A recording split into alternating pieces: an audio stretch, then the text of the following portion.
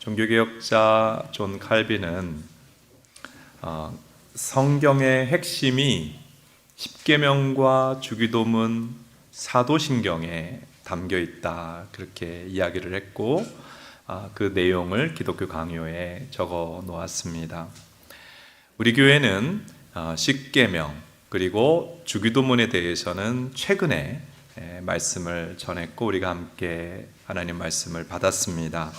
25년 새해를 시작하면서 이제 사도신경을 한 문장씩 살펴보면서 하나님 말씀을 받으려고 합니다. 이 사도신경은 초대교회 때 만들어진 것인데요, 교회 나오지 않고 하나님 믿지 않은 사람이 이제 교회 나와서 믿음을 갖게 되고 교회의 정회원이 되려고 하면 세례를 받으라고 그랬어요. 근데 그 세례를 받을 때 교육시켰던 내용이 사도신경이고, 또 세례 시에 문답을 할 때에 이 사도신경으로 문답을 한 것입니다. 이 사도신경은 성경의 핵심을 요약해 놓은 내용이다, 이렇게 생각하면 되겠습니다. 마태복음 28장 19절과 마태복음 16장 16절을 토대로 만들어졌고, 성부 하나님, 성자 예수님, 성령 하나님, 그리고 교회, 구원, 종말에 대한 하나님의 말씀과 내 신앙 고백이 그 안에 담겨져 있습니다. 사도신경이라고 하는데 사도가 직접 쓴 것은 아니고, 사도들은 성경을 기록하여 우리에게 전해줬죠. 사도들이 전한 성경의 내용이 이 안에 있다는 뜻이고, 신경이라고 하는 것은 이 내용이 이제 원래 라틴어로 쓰여졌는데 라틴어로 크레도입니다. 신경은 크레도. 크레도가 뭐냐? 나는 믿습니다 하는 내용이에요. 한번 따라해 볼까요? 나는 믿습니다. 사도들이 전해준 하나님의 말씀을 나는 믿습니다 하는 것이 사도신경입니다. 이제 사도신경을 살피면서 우리는 무엇을 믿는가? 우리는 어떤 신앙 고백 위에 서 있어야 되는가 살펴보려고 하고요. 오늘은 제일 첫 구절, 전능하사, 그 다음에 뭐죠? 천지를 만드신 하나님 아버지를 내가 믿사오며에 대해서 이제 말씀을 풀어드리려고 합니다. 첫 번째 메시지는 우리는 하나님의 존재를 믿습니다. 한번 고백해 볼까요? 나는 하나님의 존재를 믿습니다. 이게 사도신경의 고백이고 우리 믿는 자들의 고백입니다. 성경 로마서 1장 20절을 한번 보겠습니다. 같이 읽습니다. 창세로부터 그의 보이지 아니하는 것들 곧 그의 영원하신 능력과 신성이 그가 만드신 만물에 분명히 보여 알려졌나니 그러므로 그들이 핑계하지 못할지니라. 하나님은 알 수 없는 게 아니에요. 로마서 1장 방금 본 20절 말씀을 보면 다시 한번 보여주세요. 만드신 만물에 하나님이 보인다 그랬어요. 그렇죠? 화가가 그림을 그리면 화가가 보입니다. 피카소는 피카소가 느껴지고 모네는 모네가 느껴지는 거예요. 하나님이 창조하신 세상 속에 하나님이 보여진다. 그래서 불신자라도 교회를 안 다녔던 사람이라도 하나님의 심판대 앞에 가서 하나님 계신 거 나 몰랐는데요, 몰라가지고 안 믿고 살았는데요, 핑계할 수 없다 그랬어요. 그 우주 만물에 하나님의 존재가 어떻게 보여지느냐? 우주와 생명의 시작이 있다는 것이 하나님의 존재를 우리에게 알려주는 것입니다. 20세기 초까지 과학자들은 우주가 어떻게 시작이 되었는가에 대해서 이렇게 얘기했어요. 우주는 태초로부터 있었다. 태초로부터 있었고 지금도 있는 거다. 앞으로도 있을 것이다. 이렇게 설명을 해왔습니다. 근데 1920년대에 수학자 프리드만과 천체물리학자 르메트르라는 사람이 이제 수학적으로 우주를 계산하고 천체 물리학의 이 이제 천체 망원경이 발명되어서 이제 별들을 관찰하면서 우주가 팽창하고 있다는 사실을 발견했어요. 그리고 다시 말하면 우주는 시작점이 있다 하는 것을 발견하게 됩니다. 그래서 이것을 우주의 기원의 이제 새로운 설명이 되었습니다. 빅뱅 이론이라고도 그렇게 말을 합니다. 우주가 시작점이 있다는 건 그 전에 아무것도 없었다는 얘기예요. 아무것도 없었는데 어떻게 우주가 발생했느냐? 사실은 과학으로 이것에 대한 명쾌한 답을 못합니다. 명쾌한 답을 못해요. 자, 생명체는 어떻게 발생했죠? 150년 전만 해도 그 생명의 발생에 대해서 자연 발생설이 과학의 정설이었어요. 그러니까 무생물 상태에서 그냥 생명체가 발생하더라. 그렇게 이제 과학에서는 설명을 했습니다. 근데 여러분이 잘 아시는 파스테르라고 하는 프랑스 과학자가 이 부분에 대해서, 생명의 기원에 대해서 한 실험을 했습니다. 이 플라스크에 고기 국물을 담아놓고 이제 끓였어요. 거기에 이제 미생물이 없어졌죠. 그리고 공기를 차단해 버렸어요. 그리고 가만히 두었는데 그 안에 어떤 미생물도 발생하지 않더라. 그래서 이 실험 이후에 이제 이전까지 생명은 무생물에서 자연히 생명체가 발생했다는 그 기존의 설명은 무너졌어요. 그래서 이후에 생명의 발생은 생명 속생설, 바이오제네시스라고 하는 이론으로 이제 생명이 어떻게 시작되었는지를 설명을 합니다. 생명이 없이 생명이 나올 수 없다는 거예요. 한번 따라합시다. 생명 없이 생명이 나올 수 없다. 자녀는 어디서 나왔어요? 아버지 어머니에게서 나왔죠. 과학계의 오랜 논쟁이 닭이 먼저냐 달걀이 먼저냐 였습니다. 요즘 답이 나왔어요. 그 유전학 분석적으로도 나왔는데 뭐가 먼저일까요? 닭이 먼저입니다. 생명 없이 생명이 나올 수가 없는 것이죠. 그러니까 이 과학의 현재의 명제도 우주의 시작이 있다. 그 전에 아무것도 없었다. 생명은 생명으로부터 나온다. 이게 과학의 진술 아닙니까? 가만히 생각해 보세요. 여러분, 진공상태 아무것도 없는 데서 뭐가 나올 수 있습니까? 우주가 발생되어 있고 존재하고 생명체가 발생되어 있다는 것은 우주를 발생시키고 생명체를 발생시킨 생명의 근원, 조물주라고도 하죠. 창조주가 계시다 하는 것을, 존재하는 것을 통해서 존재하게 하신 이를 우리는 이성적으로 생각하여 알 수가 있는 것이죠. 그리고 우주 만물을 볼 때에 하나님의 존재를 알 수 있는 내용은 참 많은데, 미세 조정되어 생명체가 살 수 있도록 미세 조정되어 있는 지구의 이 물리학적인 또 뭐 양자역학적인 이 상황을 보면 창조주가 계시구나, 그래서 생명체가 유지될 수 있게 하시구나 하는 것을 알 수가 있습니다. 이 부분에 대한 뭐 여러 가지 책들이 설명이 많은데요. 그냥 아주 단순한 몇 가지만 말씀드립니다. 지구가 현재 궤도보다 조금만, 지구가 덩어리가 커도 그렇고 현재 궤도보다 조금만 더 태양에 가까우면 지구 온도는 섭씨 몇백 도가 될 겁니다. 모든 생명체는 불타 죽을 거예요. 조금만 작아서, 지구가 조금만 작아서 태양으로부터 좀 더 멀어진다면 지구는 영하 몇백 도가 되어져서 모든 생명체가 얼어 죽고 말 것입니다. 아주 태양과의 거리가 미세하게 조정이 되어 있어요. 그리고 지상 위 65km 위에는 오존층이라는 것이 특이하게 있습니다. 다른 행성에 없는 오존층이 이렇게 막이 되어 있는데, 사실은 태양이 지구 생명체 유지에 너무나 절실하게 필요하지만은 태양에는 살인광선이 8가지나 있어요. 우리가 방사선을 계속 쬐면 암에 걸리고 죽듯이, 흑색종이 생기듯이 태양광선이 그대로 내리쬐면 우리는 다 병이 생겨서 타 죽고 맙니다. 그런데 그 오존이라고 하는 막이 있어서, 독특하게 지구상에 있어서 인간과 생명체가 태양광선의 유해광선을 다 막아주어 살아갈 수가 있는 것이지요. 지구상의 지금 산소 농도도 조금만 많으면 금방 지구 안의 모든 것이 금방 불길이 치솟아서 늘 지구는 화염 상태일 거예요. 그러니까 이 산소 농도, 질소 농도까지도 인간과 생명체가 살아가고 유지할 수 있도록 미세하게 조정이 되어 있는 거예요. 그래서 이게 우연히 이렇게 발생될 수가 없는 상황이기 때문에 이 창조 세계 지구의 상황을 보면, 이 인간이 살 수 있도록 미세조종되어 있는 상황을 보면 창조주가 계시구나 하는 것을 알 수가 있습니다.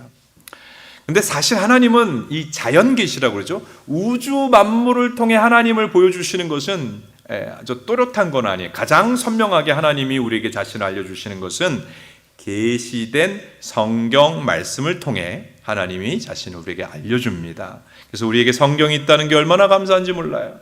성경은 마치 우리 부모님이 우리에게 주신 편지, 하나님이 우리에게 주신 편지와 같아요. 내가 어떠한 존재다 하는 게 성경에 기록이 되어 있습니다. 성경을 통해 우리 하나님을 알게 됩니다. 그런데 때때로 하나님은 우리가 성경을 들어도 안 믿어요. 자연 만물에 나타난 하나님의 영광도 안 믿을 때에 우리에게 직접 나타나시거나 아니면 우리에게 어떤 상황을 주세요. 하나님을 인정할 수밖에 없는 상황을 경험하게 하십니다. 한 탈북한 청년 이야기입니다. 여러분, 제가 이번 봄 부흥회 때 탈북한 한 분을 강사로 모셔서 이제 말씀을 드릴 텐데요. 북한 사람들은 교회가 있어요, 없어요? 없어요. 지하교회라고 하는 것은 이제 이게 비밀리에 자신의 믿음을 오래전부터 유지하는 건데 전도가 불가능하잖아요. 그러니까 그들은 어릴 때부터 공산주의 주체 사상에 세뇌되어 있단 말이에요. 그러니까 가장 기독교를 믿을 수 없는 지구상의 종족이 누구냐? 북한 사람이에요. 근데 그 탈북한 청년이 이제 결심을 탈북하겠다고 가족하고 얘기하니까 어머니가 이런 얘기를 하더래요. 아들아, 죽을 것 같은 상황이나 절박한 상황을 만나면 하나님 아버지 도와주세요, 예수님의 이름으로 기도합니다 라고 얘기하라는 거예요. 아마도 그 어머니가 북한의 지하교회 성도였던 것 같아요. 이 청년이 탈북을 했어요. 그래서 북한에서 중국으로 넘어갔습니다. 중국은 북한하고 한편이니까 탈북자들을 잡아다가 보내버리잖아요. 그래서 잡히지 않기 위해서 어떤 건물에 이 탈북한 사람들끼리 숨어 있었어요. 그런데 어느 날 갑자기 중국 공안이 그 방에 탁 들이닥쳤어요. 이제 꼼짝없이 죽게 된 거예요. 그때 어머니가 했던 얘기가 생각이 납니다. 그래서 그 청년이 구석에 쭈그리고 앉아가지고 하나님 아버지 도와주세요, 예수님 이름으로 기도합니다 기도하고 있는데 그 공안이 한국말을 못하니까 통역하는 사람을 데리고 왔어요. 통역자가 자기를 이렇게 미치는 거예요. 이제 뭐라고 물어볼 텐데 큰일 났어요. 이제 북한 사람인 거 밝혀지잖아요. 근데 그 사람이 놀랍게도 제일 먼저 던진 질문, 기도 이후에 일어난 일인데 당신 한국 사람입니까? 묻는 거예요. 자, 당신 북한 사람입니까? 물으면 어떻게 돼요? 예, 그러고 이제 잡혀가야 되는데 한국 사람입니까? 한국 사람이라 그러면 공안들이 잡아가지 않는다는 걸 알기 때문에 예라고 얘기를 했어요. 그 다음에 질문이 왔어요. 가슴 떨리는 질문. 한국 어디서 왔습니까? 북한 사람이 어떻게 한국 지명을 알겠어요? 근데 서울은 알고 있어요. 서울에서 왔습니다. 그럼 서울 어디서 왔느냐고 주소를 대라 그러면 어떻게 되겠어요?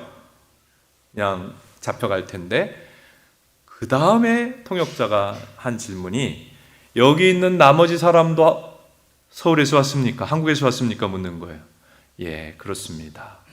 이게 대화가 너무 신기한 대화가 되어가지고 그날 잡혀가서 이제 북한으로 북송되어 죽을 수밖에 없던 상황을 모면하게 되면서 평생 공산주의 주체사상만 알고 있었던 이 북한 청년이 어머니가 얘기한 하나님이 살아계시다, 자기의 죽을 수밖에 없는 상황에서 구출받은 그 상황을 통해서 믿음을 갖게 되었습니다. 하나님은 때때로 이 탈북 청년처럼 우리가 겪는 어떤 상황과 경험을 통해서 하나님이 살아계시구나 하는 것을 우리가 깨닫고 믿게 만들고요. 저 같은 경우는 제가 이제 불신가정에서 태어나서 믿음을 가질 수 있는 환경이 아니었어요. 그런데 이제 그 중학교 1학년 때 제가 교회는 나가고 있었거든요. 교회에서 한 학생부 수련회 참석했을 때에 저는 믿음을 가질 수 있는 상황이 아니에요. 저는 하나님을 만났습니다. 수련회 때 말씀 듣고 기도할 때 여러분 하나님을 만났어요. 하나님은 인격이시더라고요. 하나님이 저에게 찾아오시고 다가오셨어요.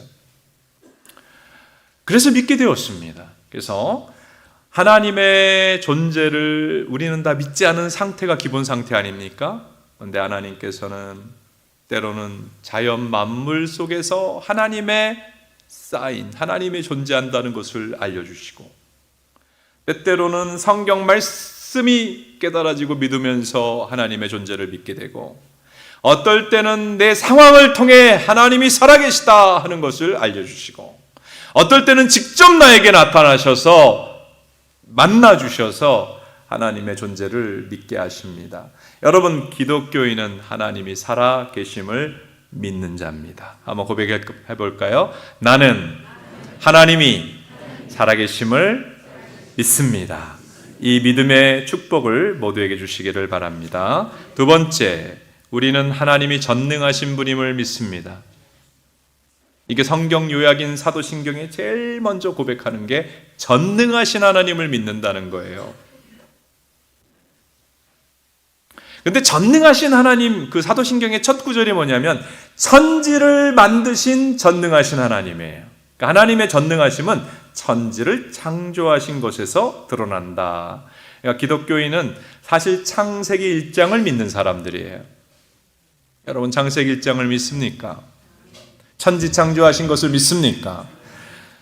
근데 하나님이 천지를 창조하셨는데, 전능하심으로 천지를 창조하셨는데, 하나님이 어떻게 창조하셨죠? 창세기 1장을 보면 말씀으로 창조하셨어요. 빛이 있으라 하니 빛이 존재하게 되었어요. 하늘이 있으라 땅과 바다가 있으라 말씀하시니 하늘이 생기고 땅과 바다가 존재하게 됐어요. 식물들이 생기라 동물들이 생기라 말씀하시니 식물과 동물이 생겼습니다.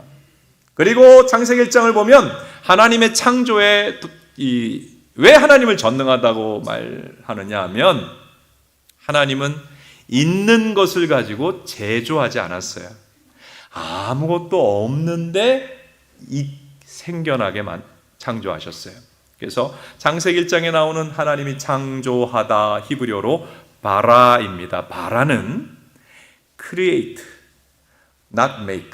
메이크 하는 게 아니라, 제작하는 게 아니라, 있는 재료를 조물락조물락해서 조각가들은 뭐 흙을 가지고 조물락조물락해서 뭘 만들죠. 이거는 메이크 하는 거예요.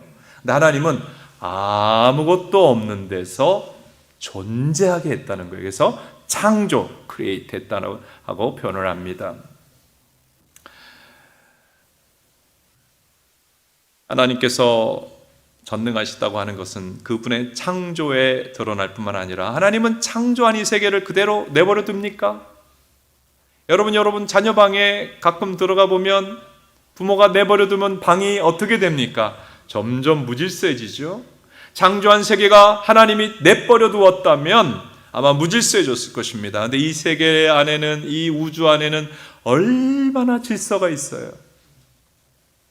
여러분, 지구는 자전과 공전을 할 뿐만 아니라 사실은 태양이 무서운 속도로, 지구가 태양 주위를 도는 속도보다 더 빠른 속도로 갤럭시를 날아다니고 있어요. 태양이 공전합니다. 태양의 공전 속도는 시속 80만 킬로예요. 상상이 안 가죠. 시속 100km, 200km가 아니라 시속 80만 킬로로 지구와 함께 이 태양계가 날아가고 있어요. 그런데 이 별들이 움직이고 있는 이 모든 것들이 충돌이 안 되고 너무나 질서정연하게 이 온 우주에 질서가 있죠. 하나님이 창조할 뿐만 아니라 하나님이 운행하고 다스리고 주관하고 계신 거예요. 이게 하나님의 전능하심이에요. 그리고 봄, 여름, 가을, 겨울이 아름답게 순환하고, 이 지구상 위에도 얼마나 많은 생명체가 있습니까? 근데 어떻게 영양분을, 음식을 먹고 살아가지요? 하나님이 다스리고 운행하고 주관하셔서 모든 생명체가 살아갈 수 있는 모든 필요한 산소, 영양분, 음식을 먹고 공급받고 살아가고 있는 것입니다. 이게 하나님의 전능하심이에요. 창조할 뿐만 아니라 유지될 수 있도록 운행하신다, 주관하신다. 성경에는 전능하신 하나님의 대한 말씀이 창세기 17장에 아주 선명하게 나타나 있는데, 아브라함에게 나타나셔서 나는 전능한 여호와라 하나님이 자기를 알려주셨습니다. 여러분, 하나님이 전능한 분이라고 알려주실 때 아브라함의 상황이 뭐냐 하면 99세가 되었는데 할아버지가 되었어요. 자녀가 없어요. 이 자녀가 없는 문제로 그 가정이 고통을 오랫동안 받고 있었습니다. 그때 하나님이 내가 전능한 여호와라, 너는 내 앞에 행하여 완전하라고 말씀하시면서 이런 놀라운 말씀을 주십니다. 창세기 17장 4절, 내 언약이 너와 함께 있으니 너는 여러 민족의 아버지가 될지라. 뭐라고 그랬어요? 아버지가 된다는 것은 무슨 말이에요? 민족의 아버지가 된다는 것은 무슨 말이에요? 자녀가 없는 이 가정에 자녀가 생길 것이라고 하는 하나님의 예고요, 약속이요, 말씀이었고, 그 불가능해 보이는 일이잖아요. 아브라함도 늙었고 그 아내도 늙었습니다. 이제 자녀를 생산할 수 있는 나이가 아니었습니다. 그런데 하나님 말씀한 대로 자녀가 출생했어요. 나이 많은 아브라함의 부부를 통해서. 그러면서 하나님이 무엇을 자신에게, 아브라함에게 알려주시고 우리에게 알려주십니까? 나는 불가능을 가능케 하는 전능한 여호와이니라. 그래서 아브라함에 대한 이야기가 로마서 4장 17절에 나옵니다. 같이 한번 읽어봅니다. 내가 너를 많은 민족의 조상으로 세웠다 하심과 같으니 그가 믿은 바 하나님은 죽은 자를 살리시며 없는 것을 있는 것으로 부르시는 이시니라. 하나님이 전능하다는 것이 추상적인 게 아니에요. 나이 들어 죽은 자 같은 아브라함과 사라를 통해서도 이 생명이 나타나게 하셨어요. 없던 자녀를 있게 하셨어요.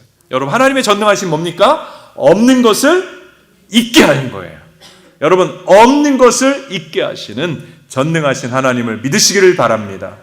오늘날도 우리가 아브라함처럼 믿으면 하나님의 전능하심이 나타나요. 신약에 보면 예수님이 특별히 아낀 가정이 나사로, 마리아, 마르다 요 남매 가정을 굉장히 아끼셨어요. 자주 식사하시고 자주 방문하셨어요. 그런데 그 집에 오빠 나사로가 죽었습니다. 근데 죽기 전에 위독할 때에 마리아, 마르다가 예수님께 소식을 전했어요. 예수님, 빨리 오세요. 빨리 오세요. 오빠가 죽어가요. 근데 예수님이 빨리 가셨어요? 아니요, 늦게 가셨어요. 오빠가 죽어버렸습니다. 마리아, 마르다가 예수님 보고 너무너무 슬퍼합니다. 빨리 오시지. 응답을 안 해주셨네요. 그때 요한복음 11장 40절에 예수님이 중요한 말씀을 합니다. 내가 믿으면 하나님의 영광을 보리라. 따라하세요. 내가 믿으면 하나님의 영광을 보리라. 무슨 말입니까? 너가 믿으면 하나님의 전능하심을 알게 될 것이라는 거예요. 예, 믿습니다. 예수님 믿습니다. 할 때에 마리아와 마르다 앞에서 예수님이 나사로야 나오라 말씀합니다. 죽은 지 사흘이 돼서 이미 썩어 들어가고 있는데 나오라고 할 때 나사로가 다시 생명이 그 안에 들어가서 부활하여 나오게 됩니다. 여러분, 믿는 자는 하나님이 살아계심과 전능하신 분임을 경험하게 됩니다. 여러분, 믿음으로 하나님 살아계심, 전능하심을 경험하는 저 여러분 되시기를 축복합니다. 제가 대학원 졸업하고 이제 미국 유학을 준비하면서 토플 유학 갈 수 있는 점수가 나왔어요. 첫 번 시험에. 근데 이제 좀 가장 그 상위권 대학원에 가려면 좀 토플 점수가 더 높아야 돼서 점수 올린다고 이제 그 도서관을 다닌 적이 있어요. 집에서 이제 책 들고 토플 책 들고 이제 도서관 가는데 신호 위반한 차량이 급하게 아파트에 진입하는 차량에 제가 치였는데 제가 그때 알았어요. 사람이 너무 나뭇잎처럼 날아가는 거예요. 제가 차에 치여서 날아갔어요. 땅에 떨어져서 보니까 머리를 부딪힌 거예요. 차하고 제가 부딪혔어요. 근데 이게 이제 여러분도 교통사고 나면 중간에 이제 보험사 직원이 얼마나 이 사람이 영악한 사람인지 온갖 설득을 해가지고 제가 그때 또 나이도 어렸고 20대 후반이었으니까 검사를 하는 것으로 보험을 합의를 해버렸어요. 그 사람이 그렇게 유도를 한 거죠. 여러 가지로 저를 압박하고 경험이 없었고, 그래서 검사 한두 번 받고 이제 보험 종결이 됐는데 그때부터 지독한 이제 후유증이 나타나는데 두통이 나타나기 시작하는 거예요. 말이 꼬이기 시작하는 거예요. 언어 장애가 생겼어요.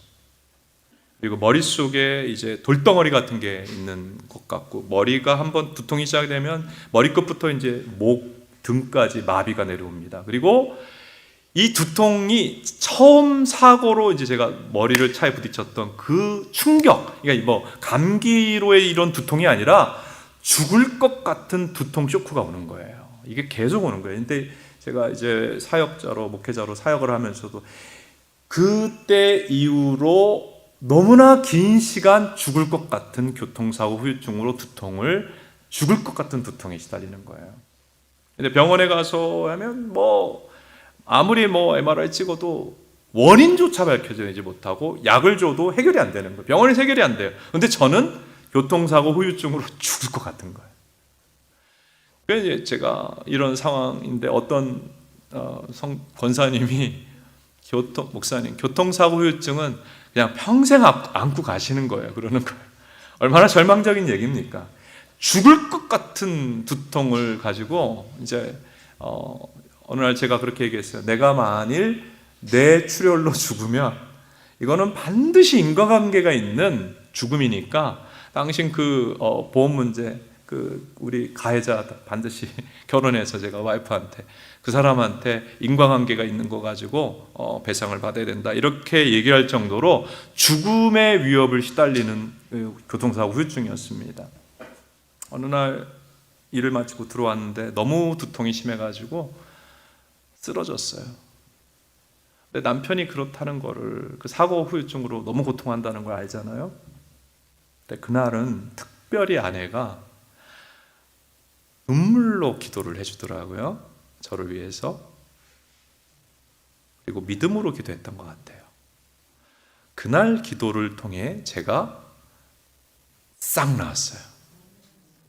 그러니까 지금 언어장애 없이 이렇게 하나님의 말씀도 정하는 거죠. 근데 이게 무슨 병원에서 진단조차 제대로 안 나오고 고쳐질 수도 없는, 평생 안고 가고 정말 장애가 엄청난 장애가 생긴 거죠. 보험합의를 해버려가지고 보상도 못 받는 이 정말 슬프고 죽을 것 같은 이 문제가 믿고 기도하는데 하나님의 전능하심이 나타나서 그냥 그 한 번의 기도로 나아버렸어요. 여러분, 하나님이 전능하시고 살아계시다 믿고 여러분도 기도하시고 삶 속에 순간순간 경험하게 되시기를 축복합니다. 이거는 성경에만 나오는 얘기가 아니라 오늘도 믿는 자에게, 기도하고 예배하는 자에게 하나님의 전능하심이 나타난다. 할렐루야. 세 번째, 우리는 하나님의 아버지심을 믿습니다. 한번 따라 합시다. 나는 하나님의 아버지심을 믿습니다. 하나님은 창조주시죠? 우주를 운행하시죠? 그리고 심판자이십니다. 우리는 하나님 앞에 우리 인생이 마치면 서게 되죠. 근데 우리는 아담의 후손이에요. 죄성을 물려받았어요. 그래서 태어나면서부터 죄성을 갖고 있고 또 죄가 발현이 되고 죄를 짓다가 하나님 앞에 서게 되면 우리는 죄인임으로 심판을 받을 수밖에 없어요. 하나님의 심판을 받을 수밖에 없는 게 인간의 앞으로의 운명 아닙니까? 근데 하나님은 이런 우리를 구원하기 원하셨어요. 그래서 구원자 예수님을 보내셨습니다. 예수님 무엇 하셨죠? 오셔서 십자가에서 죽으셨어요. 우리를 위해서. 예수님의 우리 죄를 짊어지고 십자가에 죽으심을 믿는 모든 자들은 죄가 씻겨집니다. 왜냐하면 예수님이 우리의 죄값을 십자가에서 대신 치러주셨으니까. 그리고 예수님이 십자가 사건을 통해서 우리에게 이루시는 일은 뭐냐 하면 우리는 죄인인데 죄인인 우리를 하나님의 자녀의 신분으로 바꿔주시는 거예요. 이게 예수님이 하신 일이에요.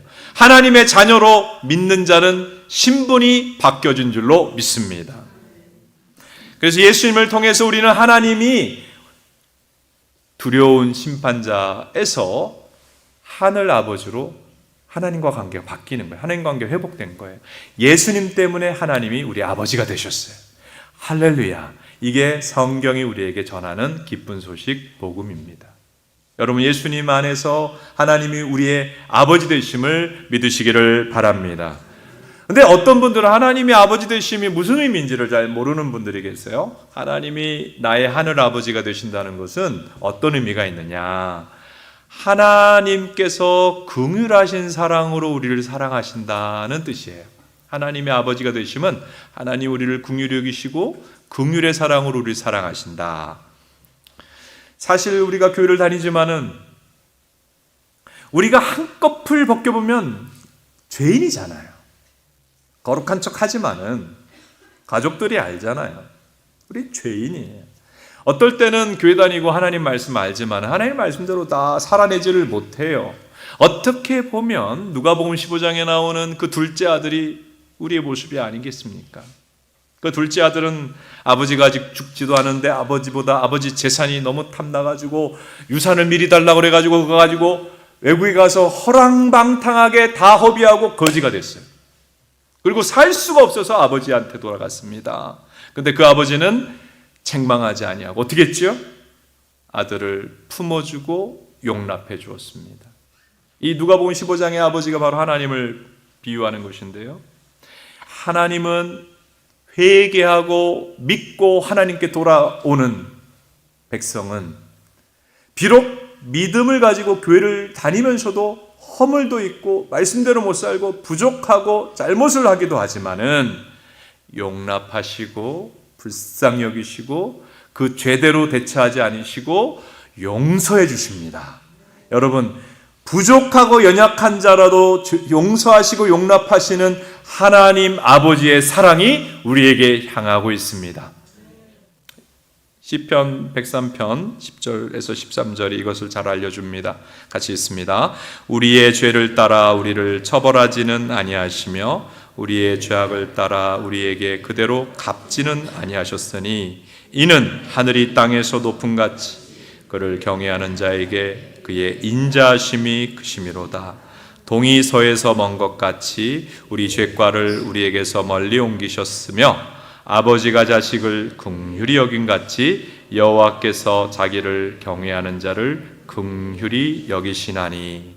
하나님 우리의 완전해서 사랑하는 거 아니고 우리가 남보다 깨끗해서 성도로 택한 거 아니고 좋은 면도 있지만 부족한 면도 많이 있는 우리지만 하나님이 예수님 안에서 우리를 긍휼의 사랑으로 사랑하신다. 이게 하나님 아버지 되심의 의미예요.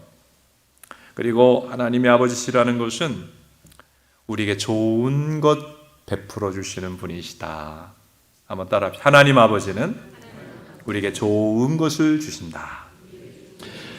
로마서 8장 32절 한번 읽어볼까요? 자기 아들을 아끼지 아니하시고 우리 모든 사람을 위하여 내주시니가 어찌 그 아들과 함께 모든 것을 우리에게 주시지 아니하겠느냐. 하나님은 제일 귀한 걸 주셨어요. 하나님의 아들의 생명을 우리를 위해 주셨어요. 아멘입니까? 그러면 우리를 위해 못 주실 게 뭐가 있어요? 여러분, 여러분의 아들이나 딸을 남을 위해서 장기이식을 위해서 그 생명을 줄 수 있겠어요? 가장 귀한 것을 우리에게 주신 하나님, 우리에게 필요한 신앙생활에 필요한 모든 것 우리에게 좋은 것 주시고 은혜 주십니다. 그리고 육적으로 이 땅에 살아가면서 필요한 모든 것도 하나님이 주신다. 그래서 하나님은 주시는 아버지세요. 그리고 하나님 아버지시라는 것은 우리와 교제하기를 원하시고 우리의 기도를 들으시기를 기뻐하십니다. 여러분, 부모된 마음이 아마 이런 마음 아닐까 싶습니다.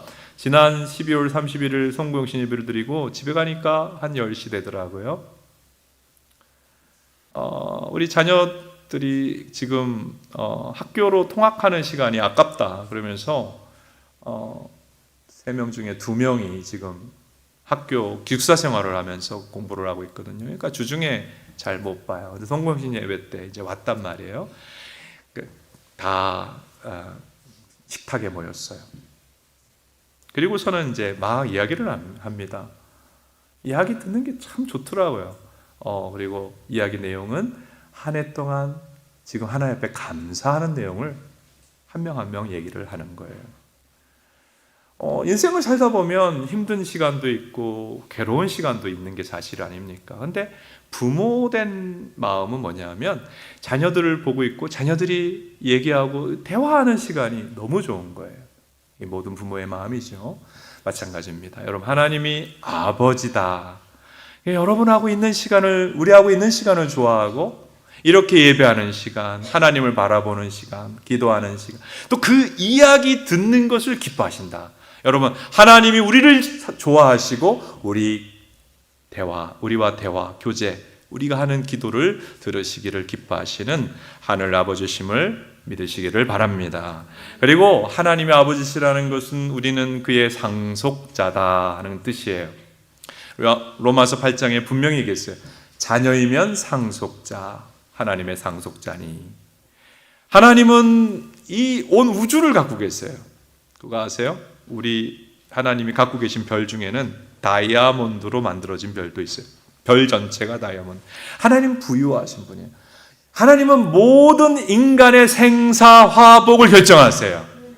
할렐루야.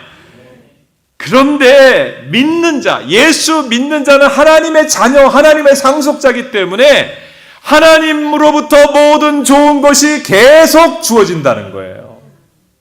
지금까지도 구원이라든지 기도응답이라든지 고난으로부터의 극복, 질병의 치유라든지 하나님 좋은 거 주셨지만 하나님은 앞으로도 우리 인생에 예비한 그 기업, 상속하여 주실 것들을 우리 앞으로 주님 앞에 우리가 천국에 갈 때까지 좋은 것들을 계속해서 유업으로 나누어 주실 것입니다.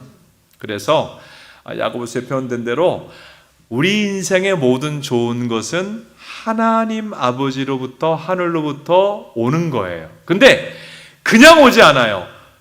믿음의 손을 내밀 때 하늘 아버지로부터 우리에게 예비된 좋은 유업들이 주어지는 줄로 믿습니다. 믿음의 손을 예배 가운데 내미십시오. 기도로 내미십시오. 믿지 아니하면 하나님도 줄 수가 없어요. 여러분, 믿음의 손을 내미시기를 축복합니다. 믿음으로 하나님을 믿고 예배하고 기도할 때에 삶의 고통이 있습니까? 그 고통을 넘어가는 은총을 하나님이 내려 주실 것입니다. 믿음의 손을 내밀고 믿고 기도하고 예배할 때에 하나님이 우리의 질병을 치유하는 은혜를 나리워 주십니다. 믿고 기도하고 예배할 때에 관계가 어렵습니까? 관계 회복의 은총을 주시고요. 믿고 예배하고 기도하는 자에게 길이 막혀 있다면 하나님이 길을 열어주시고, 내가 지금 무기력하고 한계를 느끼고 있다면 감당할 수 있는 능력을 하나님이 공급해 주십니다. 이사야 40장 31절입니다. 같이 읽습니다.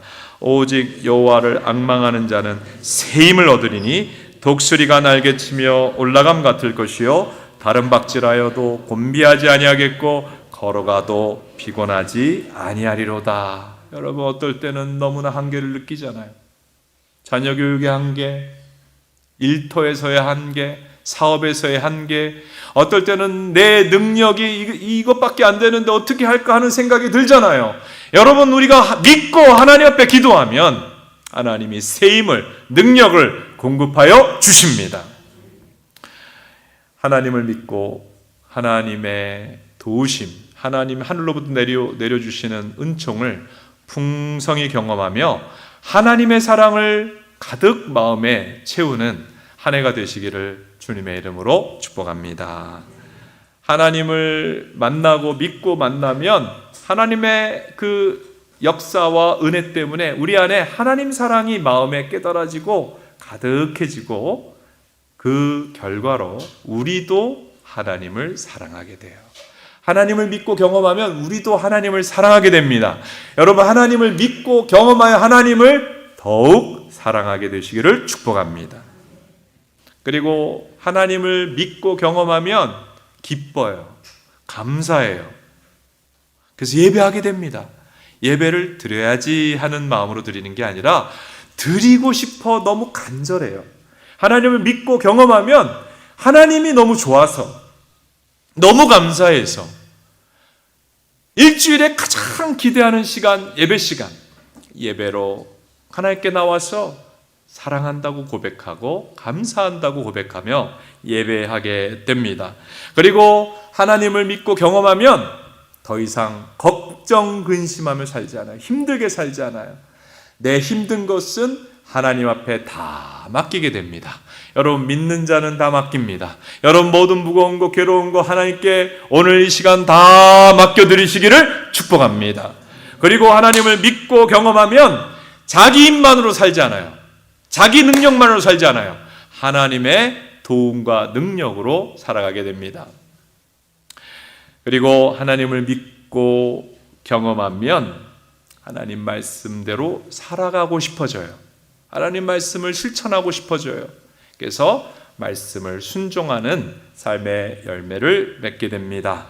자, 이런 믿는 자의 삶이 얼마나 복된 삶인가? 신명기 33장 29절 이렇게 설명합니다.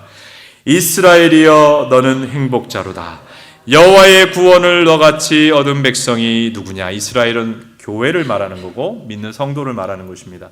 여러분, 믿는 우리는 세상에서 가장 복받은 자들입니다. 여러분, 믿는 것이 복입니다. 믿는 자가 행복합니다. 하나님을 믿고 하나님과 살아간다는 것, 하나님의 백성으로 살아간다는 것이 최고의 행복임을 25년 한 해 내내 더욱 깊이 경험하시는 우리 모든 교우들 되시기를 바랍니다.